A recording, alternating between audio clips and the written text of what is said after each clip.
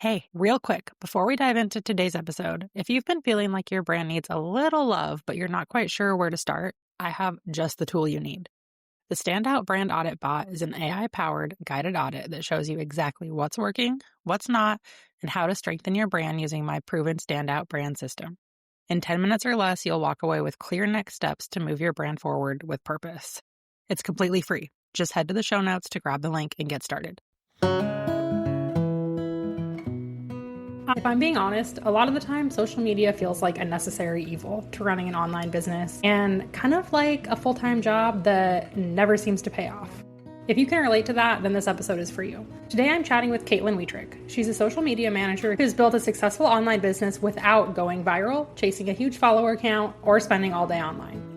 We're getting into what actually makes social media work, how to build real relationships online that turn into revenue, and why your problem probably isn't the algorithm, it's your strategy. If you've been low-key hating being on social media lately, but you know that you need to for your business, this episode is going to be really, really helpful for you.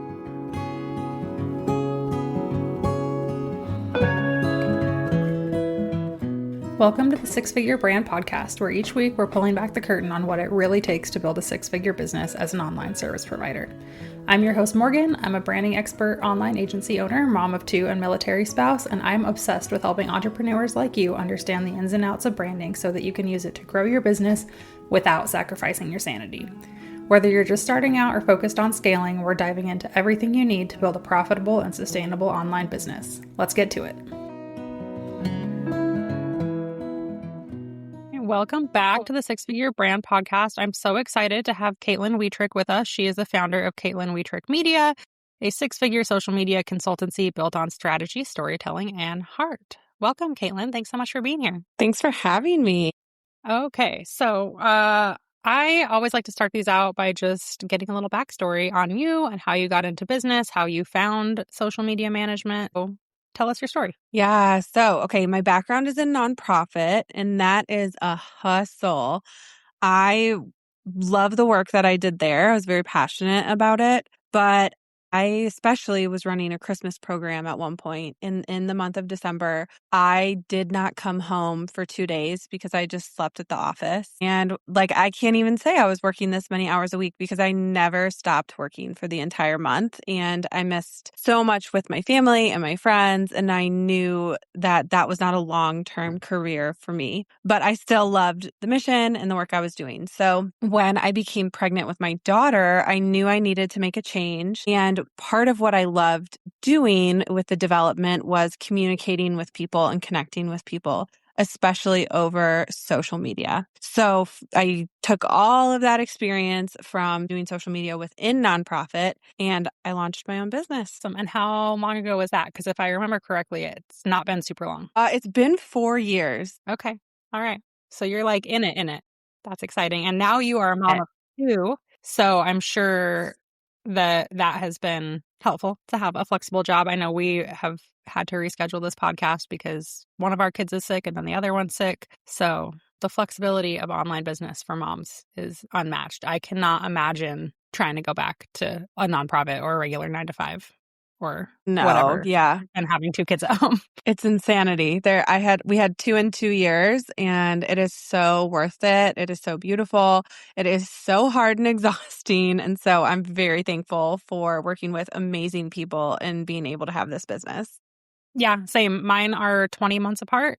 So I'm right there with you. And now my youngest is 14 months and I'm starting to come out of the fog a little bit. Right. But yeah, that first year, especially of having two at home, there was always a baby in my lap on every call that I was on. I had to reschedule so much stuff. And I thought to myself many times, I would have been fired so long ago if I had a regular job. So yeah, we're grateful for that for sure. Okay. So you have, I don't want to say a super unique approach to social media, but I feel like it's very thoughtful as far as just being relatable, super down to earth, actually teaching your audience how to leverage their social media and build real relationships instead of just buying followers or copying what you're seeing everyone else doing. So for the people who are tired of social media and are this doesn't work for me, tell us kind of how you approach that and what your philosophy regarding social media is. Yeah, absolutely. So my whole thought behind social media and how I have built my business is In the last 4 years, I have built a 6-figure business while going through 2 high-risk pregnancies, having 2 babies. And I've done that all mostly through social media and making intentional connections on there.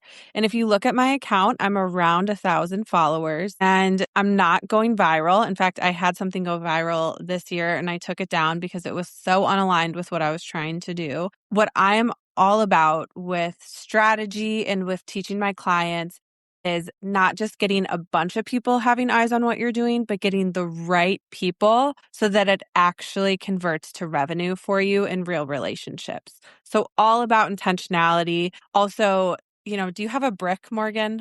I You've seen don't, but those? I feel like the brick is trying to infiltrate my life for sure.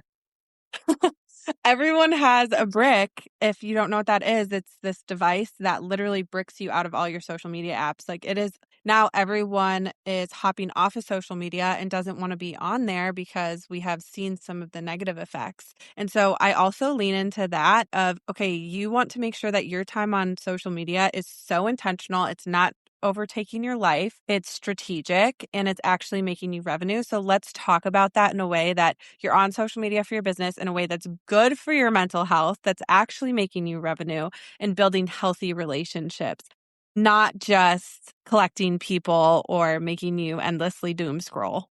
I was waiting to see how long into this interview it would take before you said doom scrolling. Yes. Yeah, I love that. And that is kind of parallel to a lot of the work that I do of like, I don't really care how big your audience is. If it's the wrong audience, you're going to be just like spinning your wheels forever and never getting any traction. And then banging your head against a wall, being like, I'm working so hard and it's not working. And that's why I am such a big advocate of brand strategy before you hire a designer or a social media manager or a copywriter or on and on and on and on for exactly that reason. Like we are after quality, not quantity. And I have seen plenty, and I'm sure you have too, of like 10, 20, 30, 40,000 follower accounts that are not actually making money, or they're like such a slave to their phone that they're not enjoying the money that they're making. Right. Absolutely. So we talked earlier before we started recording about how something that is really important to you is that strategy piece of social media, similar to brand strategy, but geared specifically towards someone's social account and presence and like their business goals and stuff. So can you talk us through kind of what it looks like for us to work with you basically from like start to finish and what a big difference that makes as far as making your time on social be as effective as possible? Yes, absolutely. So I have strategy sessions, and when people sit down with me, I do an audit of what is working, what needs to be improved. We look at your bios. Are people going and doing what you want them to do, which is buying or opting in or being a part of your community? Do you have a bio that's making people really buy into what you're doing from the start and know who you are? We then look at what you're posting, how your audience is reacting to it, and we look at content pillars, content ideas. We do a deep dive into how to practically do that, how to grow your account. Should you be using hashtags? Should you be using SEO words? Right. Social media is ever changing. And so all of that strategy basically takes all of the work of I have to figure this out on my own. I'm really stressed. I've got to spend hours on my phone researching, and it's given to you within a 1-hour call with a takeaway package that you have that's evergreen. Yeah, I love that. And it's so interesting. Like you talked about, oh, I have to be doing all these things. I was on a mastermind call yesterday and we were talking about like doing your money making activities first during the day. And it was so interesting to hear what people thought differently, like how everyone had a different idea of what that was. So one person was like, oh, for me, it's like following up with a lead who I hadn't heard back from. Somebody was like, oh, it's just literally sending the invoice. There was one person who said, oh, I need to make a reel because I know that makes me money. And all of the rest of us were like, what? Now, because I think we're in that camp of like just throwing spaghetti at the wall and being like, oh, hopefully this works. Whereas she has a really solid social media strategy and she knows it's not like she's like getting one client per reel posted, but she knows that when she shows up and she shares the right things, that's going to bring clients through her door. And I think that is something that we all are like, oh, that sounds nice, but it's like it's not real. Like they must be faking it. So it's reassuring for me to hear from you that like, no, there's actually a process that you follow to make that happen. Can you tell us, Yes. as far as like tracking an ROI on social media, kind of what that looks like? Because I think that's the thing too, is people say, oh, I'm not making money from my Instagram account, but like they don't even know because they're not doing anything to track where clients are coming from or if their social media is making them money. Is your brand feeling a little off? Like your visuals, messaging, and your overall vibe just are not lining up with where your business is headed? You probably don't need another pretty logo.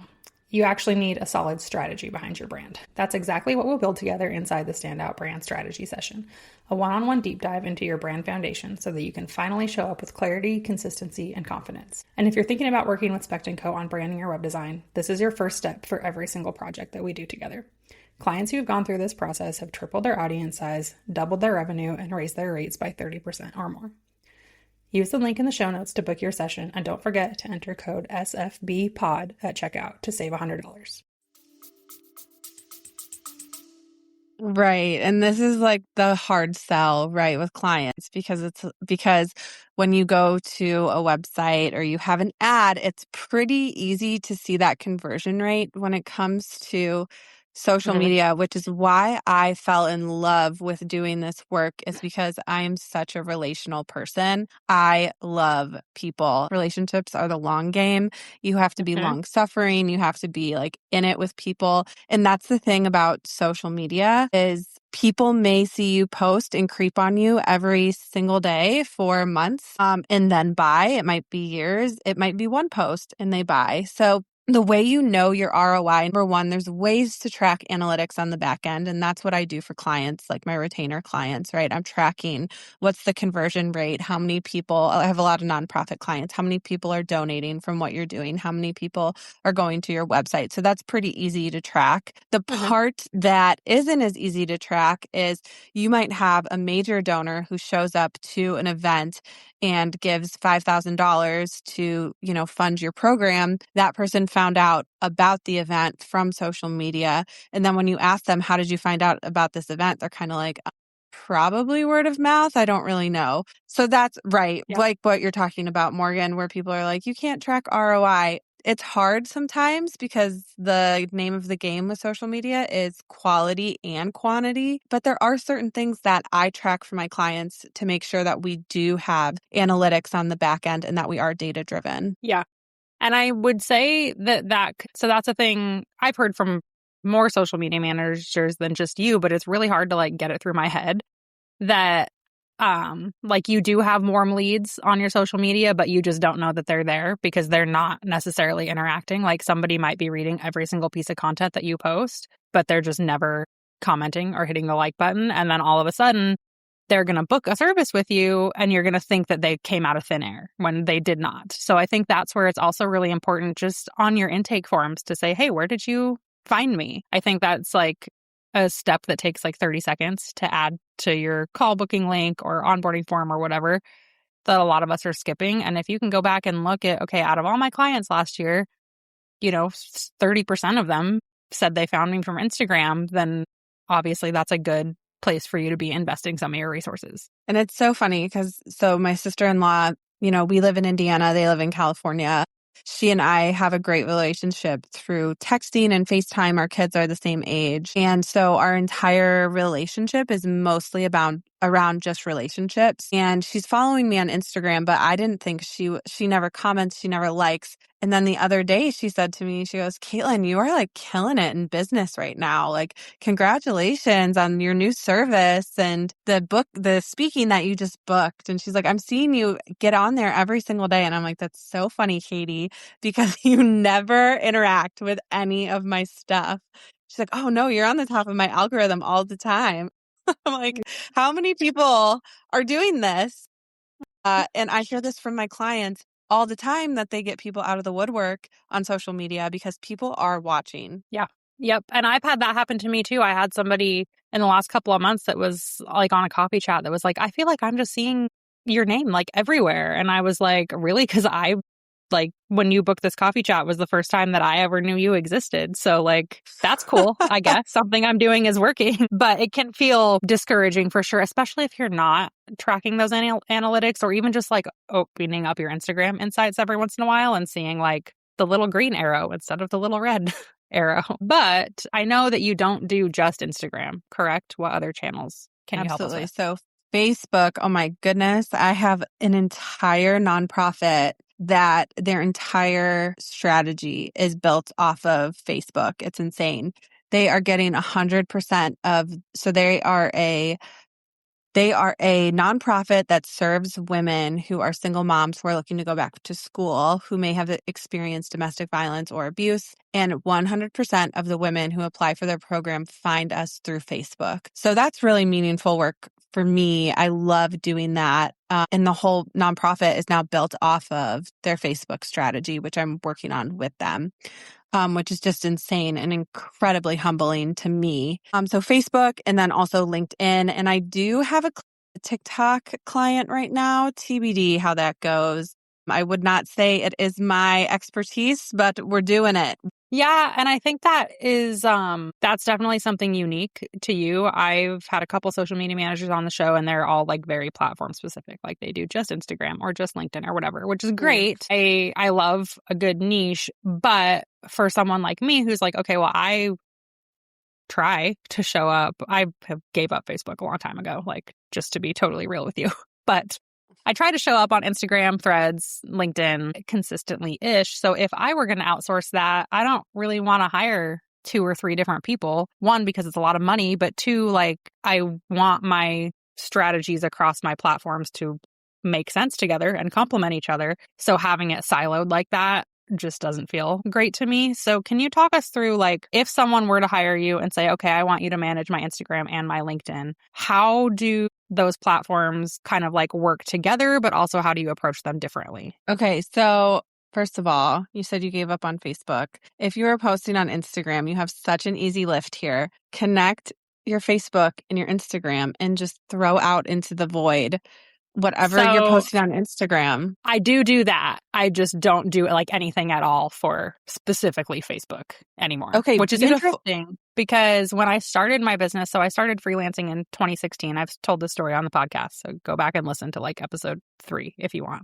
Started freelancing in 2016 and I built an entire business off of Upwork and Facebook groups. And now Yeah, like I would not put any effort into either of those platforms to grow my business. right. Yeah. Well, okay. So, right. So things have changed so much. AI, were you the person that posted the other day on Threads that you just booked through ChatGPT? No. Mm-mm. Was that someone else? But I did Okay. post on Threads the other day. I was so proud of myself. I was like, I wrote a whole entire email to my list using just my brain with no chat GPT. And Oh everybody my was like, oh goodness. my God, congratulations. Like, what an accomplishment. And I was like, man, this is sad, guys. This is sad. Yeah.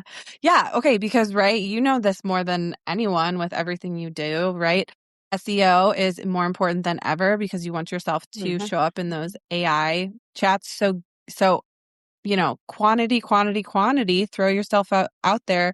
If you're already putting energy into Instagram, throw yourself out there on Facebook as well, because that is only going to help you get your name out there more and to have these little robots that are out there on the internet be like, she's a brand strategist. I'm seeing this on Instagram and Facebook, and it's not an extra lift. Anyway, you didn't ask me for my opinion, free advice.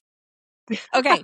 We were talking, remind me the question that we were Yeah, so like talking. using different platforms together, basically. So if I said, hey, Caitlin, I want your help with Instagram and LinkedIn, Mhm. how do you use them in a way that is like complementary and not just pushing the exact same content out to all the platforms? Right. So your audience on Instagram versus LinkedIn is probably very different people. You are getting business people through and through on LinkedIn, probably, right?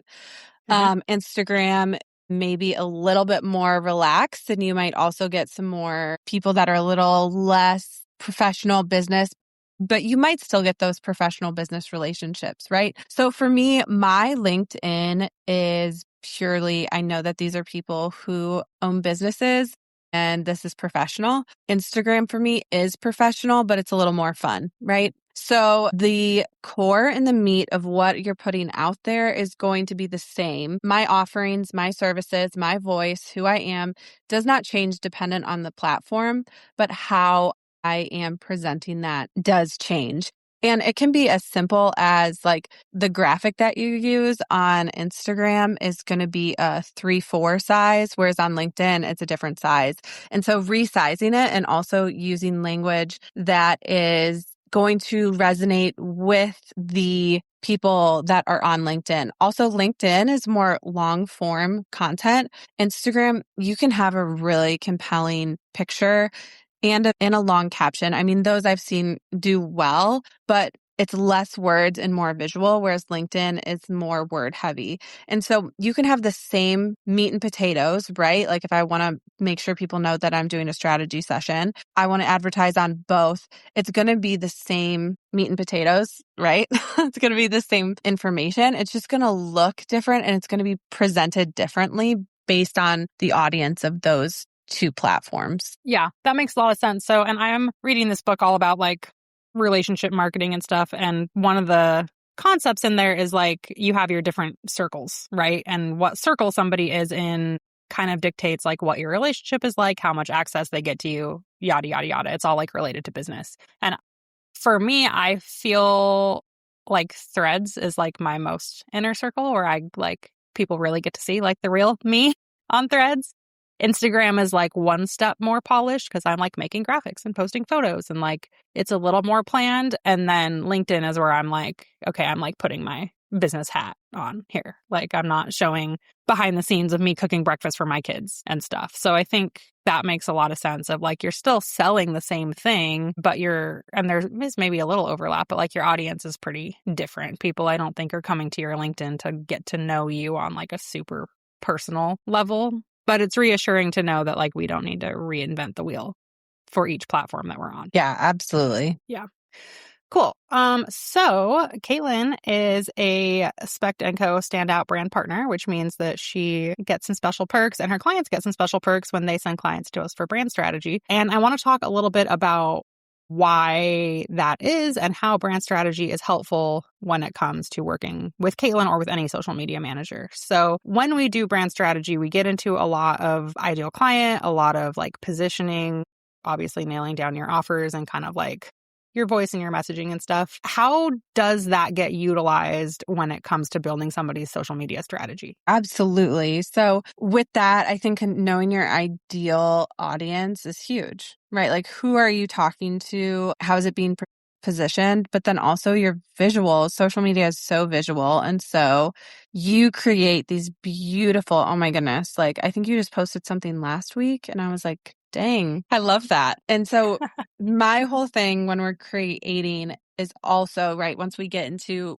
like away from the strategy part for social media and into like the actual content creation, we're looking at what's going to stop the scroll. And so having a beautiful brand built out, really knowing yourself, really knowing your company, that's going to get people to buy into what you're doing and want to be buyers. Yeah. And I think too, from my perspective anyway, it really helps you to like hit the ground running a little quicker because if somebody comes to you and I assume you have like a questionnaire that they fill out and they can't answer those questions meaningfully, like you say, who is your ideal client? And they're like business owners, like they're super generic about it. Then you're having to do all that heavy lifting before you can even start doing your actual job. Right. Absolutely. Awesome. So if someone's thinking about hiring a social media manager, make sure you got your brand strategy locked down first. But you mentioned like if somebody has a really beautiful brand. So let's talk visuals for a minute. I get people all the time. I stopped doing 5-minute brand audits earlier this year, but I would have people submit their website and their social profiles, and then I would make a loom and give them some feedback. And the feedback I was frequently giving them was, number one, for social media, make sure we can actually read your stuff. Like people put this like little tiny text, and then I'm like, and I would do this on a computer. So I'm like, okay, I have your Instagram pulled up on a 27-inch iMac screen, and I'm like squinting. What on earth is somebody supposed to do if they're looking at this on your phone? So that was number one. Number two, I would tell people a lot, use less different fonts, like pick 2 or 3, and that's it. But the biggest one was like, stop reinventing the wheel. Stop doing something different with every single post or trying new colors or whatever. And my reason for that is that you just never can build brand recognition that way. So I have friends and clients who they could literally post like a quote, like a color background with a font with a quote, and I would immediately know it's theirs because they have built that brand recognition so strongly on social media, and that cannot happen if you're constantly changing everything up. So what kind of guidance do you give your clients around that stuff? Like, is it best to just have a library of Canva templates and only use those? Or is it okay to like switch things up a little bit, but within certain parameters? Because there's also the issue of like, well, I don't want it to feel stale. And I think for somebody who is not a social media expert and or is not a designer, that's the hardest part of social media for them is they're like, okay, so I finally figured out what the heck I'm saying, but how does it look now? Absolutely. So when someone does social media strategy, I do have an add-on. I have a designer on my team who, if they want to add templates from the designer, they can. But if someone is not wanting to do that, what they can do is in Canva, you can set up your brand. And I recommend everyone do that. And like, let's say you are just DIYing this, you have no budget for anything. It's to go into Pinterest, make your Pinterest board of what you want your brand to be, and let that board be what, like, use your 5 senses, even get real. Like, if someone were to meet my brand, I would want them to feel this way. I would want them to say it smelled like coffee or whatever, and make it so that you are really understanding what your company and your brand are like. And then go into Canva, pull those colors, choose some fonts that you want, and commit to having templates from yes, but then using that brand that you've built out in Canva and editing it with that in mind, so that you're not always using different fonts, different colors, different everything. Yeah. Yeah. And I think like, so that is something that we do for our clients when you do brand design is we'll set up your Canva brand kit and like give you a handful of social templates. So if you work with a designer, they should be doing that for you. But I tell people all the time too, like a consistent brand is more important than having the best brand. So even if like you only like your colors 85% and you're like not 100% on your fonts and you're like, this is like good, but could be better. I would rather see you have that and like stick with it. And like I said, build that brand recognition, at least until you get to a point that you can hire Morgan and Caitlin to do your brand and your social for you versus like continuing to try stuff in hopes that you'll like find something that you like. I think one, it wastes a lot of time, like choosing new brand colors every time that you make a post or going through I couldn't tell you how many fonts are on Canva. It's got to be like 1,000. Going through every single font on Canva is going to make content creation take 20 times longer than it should. But also sounds kind of funny coming from a brand designer, but like it's not that serious. The more important thing is that you get your message out there, that it looks mostly polished, and that people can start to recognize you. And you can come back and do a rebrand later once you're getting clients from social media and once your like business is off the ground. Yeah, absolutely. Yeah. So speaking of getting our businesses off the ground and hiring, what for me and for a lot of other business owners I know, a lot of them say like, oh, I'll hire a social media manager when? Like once I reach 6 figures or once I'm fully booked out, or it's usually a financial thing. Like once they do something that tells them that they can afford to hire a social media manager, which is fine. I get that. People do that with branding too. It's like a bucket list item. But how does someone know when it's time to stop DIYing their social media and invest in a professional helping them with it? Yeah, absolutely. So that's why I have the different tiers. Like if you want to just book a strategy, that is great for the DIYer strategy session. If you are someone who is just ready to turn it over. So if you are not getting leads from social media, I would definitely say just put some money towards that, right? Because you might hear people say, 10% of revenue goes back into marketing so that you grow by 20% the next year. Have you ever heard that? I had a business. Yeah, variations. I got a business degree, and that was like always the thing. So with that, I would put that money towards social media in some way because you can grow. So first of all, if you're super stressed out by social media and you're not getting any leads from social media, I would definitely say some kind of strategy session or social media manager fully taking over for you. Yeah. Yeah. I think that's helpful. And that also leads me into my next and like last topic that I really want to make sure we touch on. So we talked about, the situation where you're like not getting a lot of engagement. So you feel like social media is not working for you, but actually there's just lurkers who do end up hiring you. What about the opposite problem where we're getting lots and lots of engagement on social media, but no clients from it? Because I think that is probably the case for a lot of us. Like for me, I have gotten discouraged about social media because I'm like, everyone likes my posts and they tell me my work is so beautiful, but it's also like, it's all my like business friends doing that. Or it's like, it just feels like everyone has all these nice things to say, but they're not giving me their money, kind of. Yeah. Yeah, I get it. And this is like my own like brand positioning with this is again, relationships. Social media builds relationships, and those are the long hauls. Number one, like in the immediate, I use the 80-20 rule. So 80% education, 20% sales. You don't want to flip it. People get annoyed with 80% sales, 20% information, right?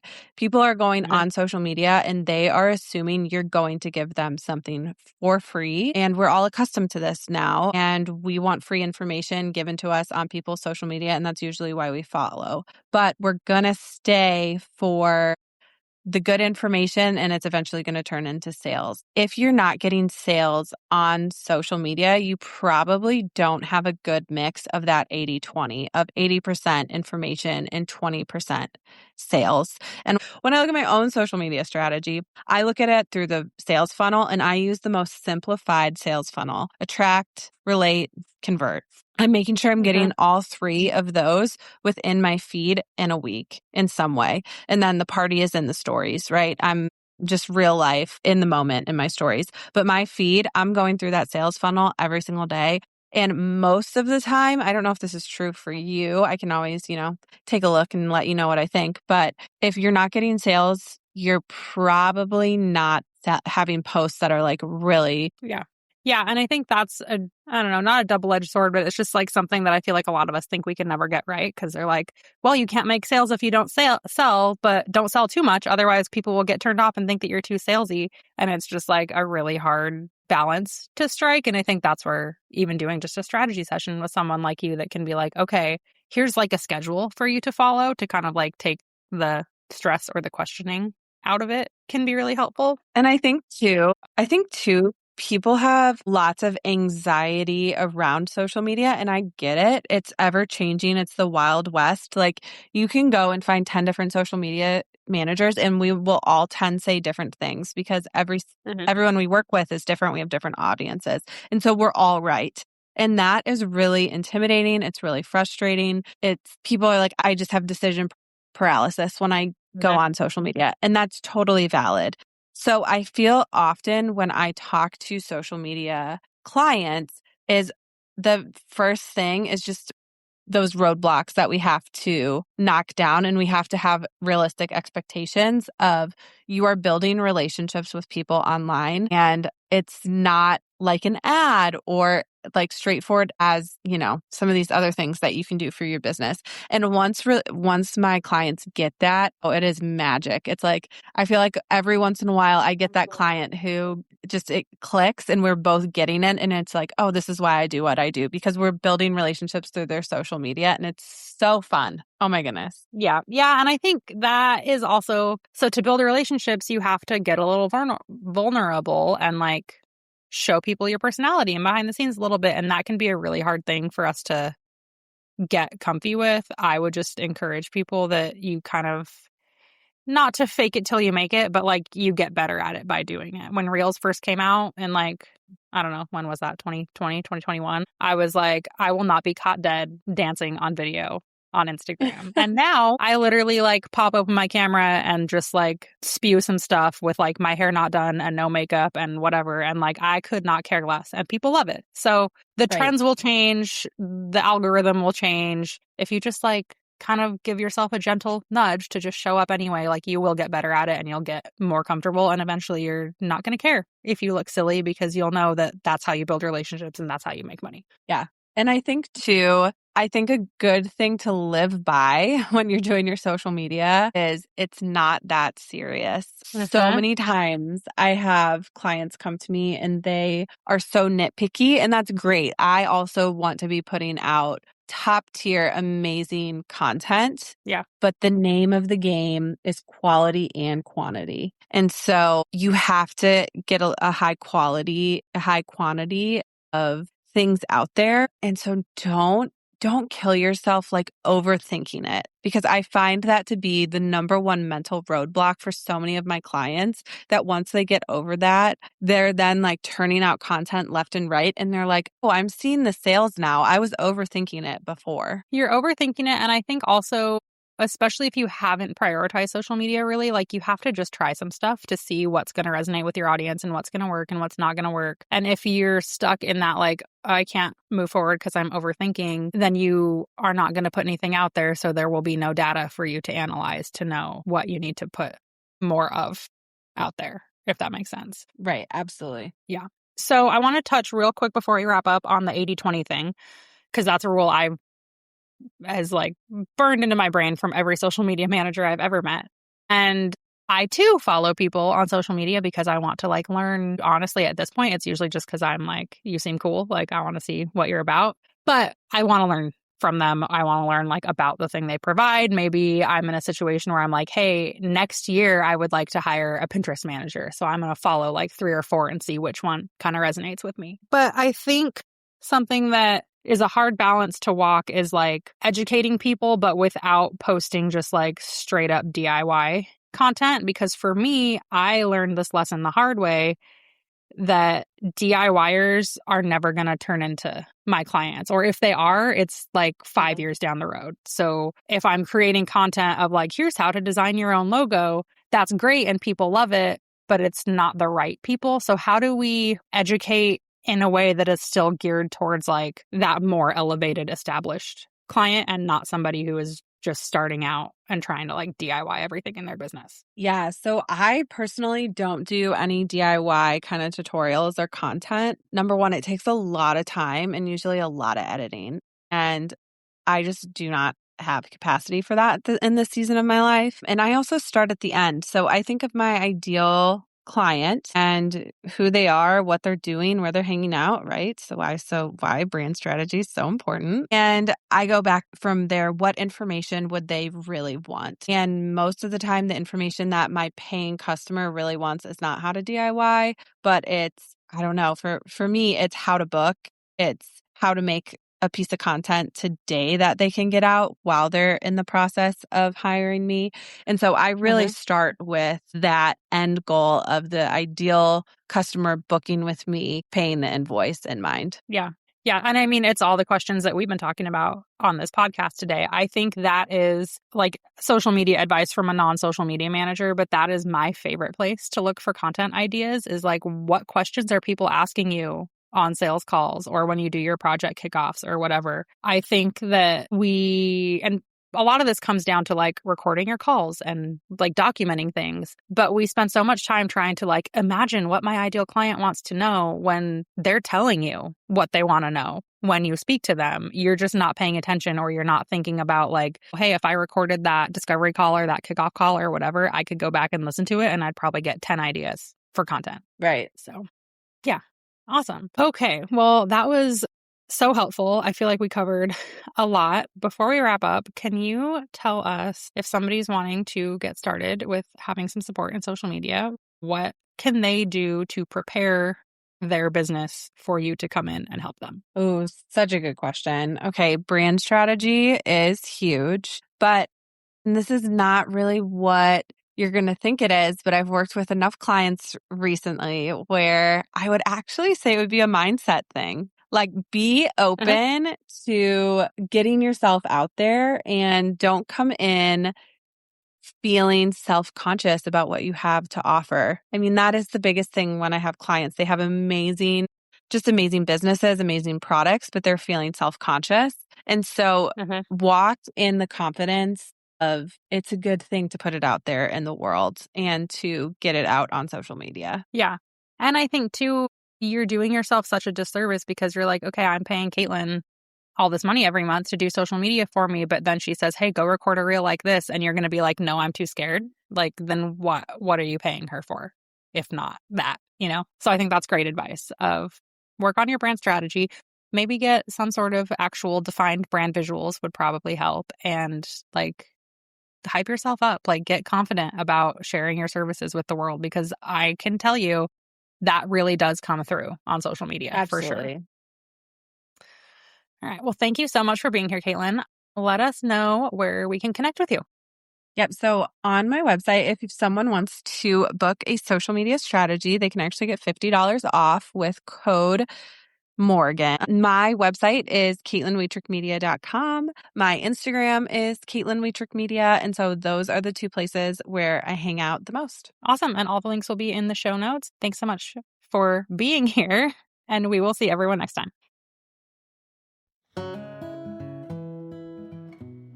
Thanks for tuning in to the Six Figure Brand Podcast. If you enjoyed today's episode, please be sure to rate the show and leave a review on whatever app you're listening on. And as a thank you, I'll send you coffee on me. Yes, I'm serious. As a smaller show for now, you taking the time to do this makes a huge impact on how we can reach more people and how I can continue to create this content for free. When you take a screenshot of your review, follow and tag me on Instagram at @SpectandCo. I'll send you a $5 Starbucks gift card. As always, don't forget to check out the show notes for any links or resources I mentioned during the episode. Thanks again for listening, and I'll catch you next week.